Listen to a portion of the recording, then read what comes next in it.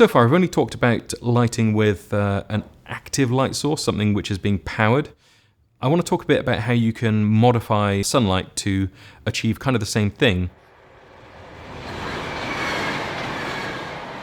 For example, we're in another dry mill and we ask them to shut off the overhead lights. There's an awful lot of sunlight coming in. We can actually see outside at certain points and it's really, really blazing hot, so I'm completely blown out. So in that situation, I just want edge light on people just so that they pop out a little bit more and it's not completely flat. Because basically, if you're not by one of the windows, you're completely devoid of any shaping on your face. So Rithika just grabbed a reflector. Here I've got lastolite halo. It's absolutely tiny and it allows you to have a reflector basically in your pocket or hanging off your bag at all times. So that's really handy. And she's standing either by a window or outside even and just following where I'm going with the camera, and I'm guiding her in, and she just shoots onto the opposite side of people's faces, gives them an edge and helps to shape it off. And because of the level that you can get on the silver side out of that, you can really start to crunch down the shadow side, so your fill is getting really quite dark and you've got a really nice contrast shape on the beans. I'm moving around, obviously I'm in the easy rig, and then you get those lovely flares as well.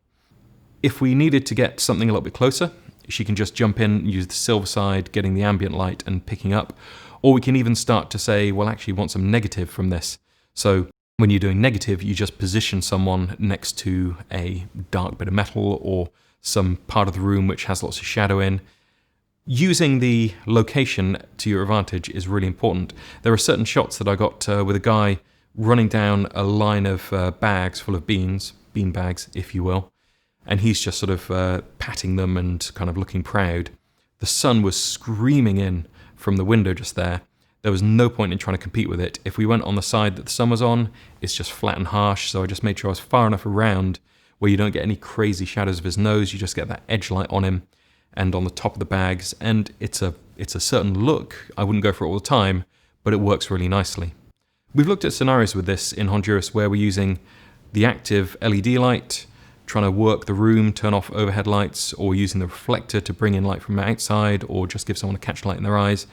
But what about the last scenario, which is we just turn up somewhere, we can't influence it, either because we don't have time or the scene that we have to capture is just too big for the instruments that we have with us. Well, in that case, you've just got to work on your instinct and your knowledge of what's going to work in post and where you're positioning yourself relative to the action that's happening. So the last example I would give is a sequence where people are selling cherries to this guy and he's weighing them, and the sun's coming in. It's not really low in the sky yet, but it's definitely in the afternoon. So the sun's coming in with a bit of an angle, and I just sit myself on the opposite side to the sun, and we just get that edge light. I'm shooting Blackmagic RAW. I'm not trying to save the highlights so much as I am just make sure that I'm not completely blowing out and giving a harsh edge to him. So I know how far I can push it in post, and I'm just working around them, and we get this lovely effect.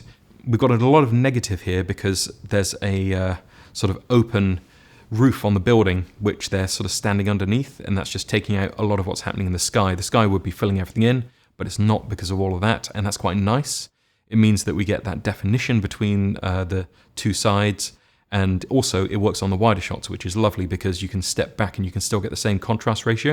And that's one of the big things. When we're doing this kind of thing, you can influence things with the smaller instruments on a macro level, just like head, shoulders, maybe 2-3 people if you're lucky.